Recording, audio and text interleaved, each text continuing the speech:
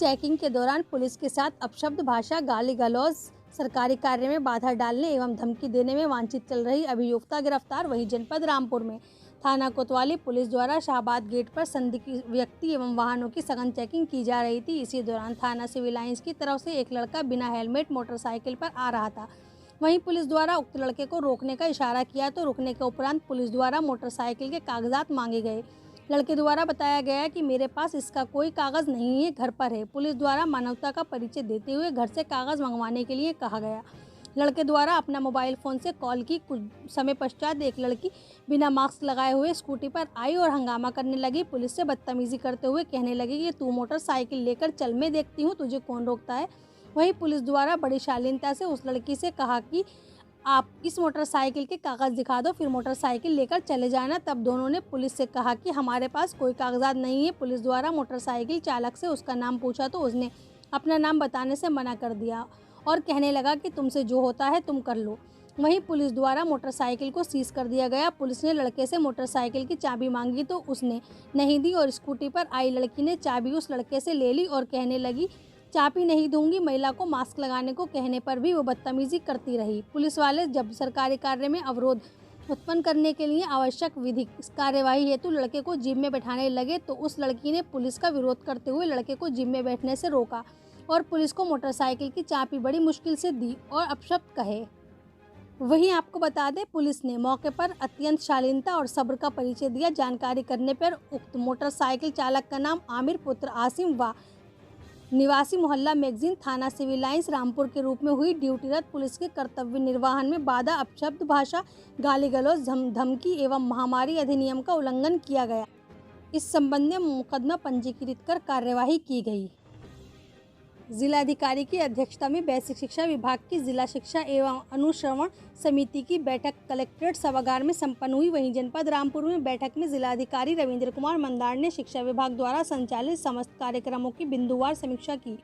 वहीं बेसिक शिक्षा विभाग द्वारा संचालित कार्यक्रमों का ससमय पालन किया जाए एवं अन्य विभागों से समन्वय बनाकर सभी योजनाओं का क्रियान्वयन किया जाए। जिलाधिकारी ने जर्जर विद्यालय भवनों के संबंध में समस्त खंड शिक्षा अधिकारियों को निर्देशित करते हुए कहा कि जर्जर भवनों में विद्यार्थियों को न पढ़ाया जाए तथा उन्हें निकटतम विद्यालयों में समायोजन किया जाए। उन्होंने कहा कि ऐसे विद्यालयों का मूल्यांकन कर नीलामी की कार्यवाही करते हुए ध्वस्तीकरण की कार्यवाही को पूर्ण करते हुए ध्वस्तीकरण के कार्य को कराए जाने के निर्देश दिए। बैठक में विद्यालयों के मूल्यांकन के संबंध में सही जानकारी न दिए जाने पर जिलाधिकारी ने जिला बेसिक शिक्षा अधिकारी को खंड शिक्षा अधिकारी सैदनगर का 1 माह का वेतन काटने के निर्देश दिए। उन्होंने विद्यालयों में पेयजल, शौचालय, विद्युत, इंटरलॉकिंग एवं बाउंड्री वाल सहित अन्य व्यवस्थाओं को पूर्ण कराए जाने के निर्देश दिए। उन्होंने कहा कि जिन विद्यालयों में अभी तक विद्युत कनेक्शन नहीं लगे हैं वे विद्युत विभाग को पत्र प्रेषित कर विद्युतीकरण की कार्यवाही सुनिश्चित कराएं तथा जिन विद्यालयों में सौंदर्यीकरण एवं मूलभूत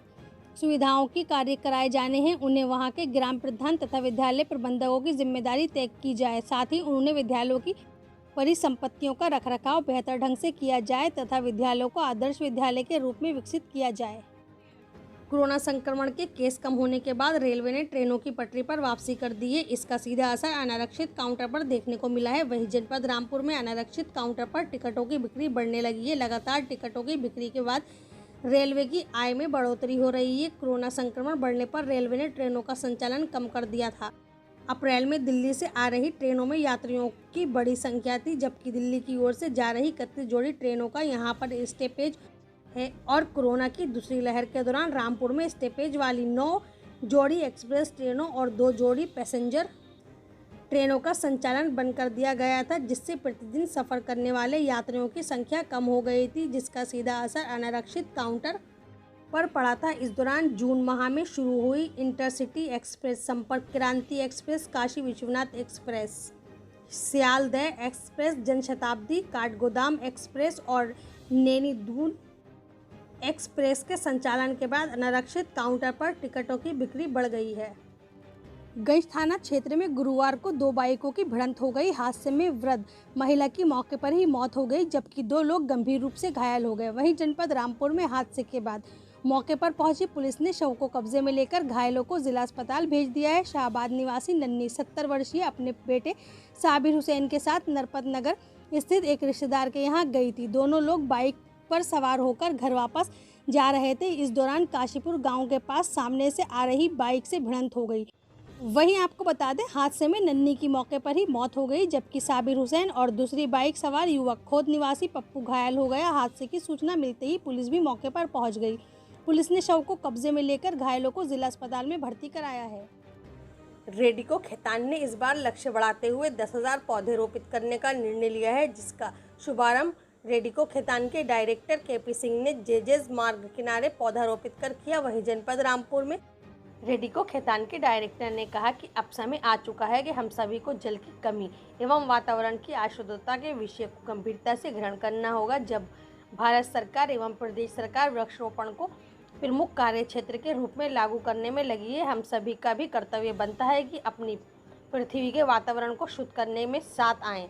कहा कि रेडिको खैतान हमेशा से वृक्षारोपण के कार्यक्रम करती रही है। रामपुर में अनेकों ग्रामीण क्षेत्र के तालाबों के चारों ओर, हाईवे के दोनों ओर एवं रेडिको परिसर के चारों ओर वृक्षारोपण का कार्य करते रहे हैं। पनवड़िया का अटल पार्क भी इसी दिशा में एक कदम है। इस वर्ष रेडिको खैतान ने 10,000 पौधों को रोपित करने का निर्णय लिया है, जिसके अंतर्गत ऐसे पौधों का चयन किया गया है जिससे वातावरण की शुद्धता हो एवं जल की अनावश्यकता में कमी हो। इसमें सहजन, अर्जुन, गुटेल, बकान, शीशल, सेगुन, सिरस आदि के पौधे शामिल हैं। उन्होंने सभी से अपील की कि प्रत्येक वर्ष एक नए पौधे का वृक्षारोपण करें एवं पुराने वृक्षों की देखरेख करें।